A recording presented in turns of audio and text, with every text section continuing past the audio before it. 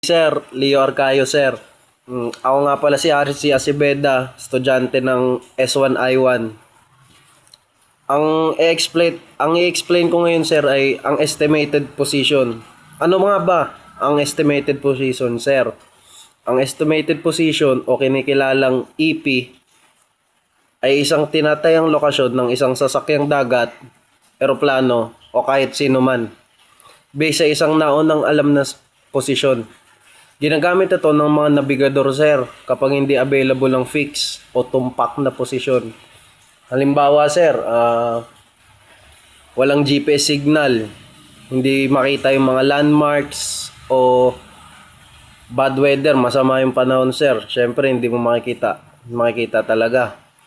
Ito ay isang best guess na natin sa lokasyon na kinakalkula gamit ang ilang salik tulad ng sir, tulad ng last known position, huling tumpak na lokasyon mo, sir, course steered, ang direksyon na pinapatakbo ng barko, sir, speed through water, ang bilis ng barko sa tubig, time elapsed, ang oras na lumipas mula sa huling fix, set and drift, ang epekto ng agos at hangin sa galaw ng barko, sir.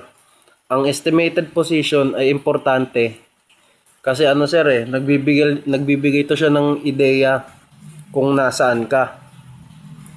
Siyempre baka mawala ka, sir. Sayang naman, kawawa ka nun.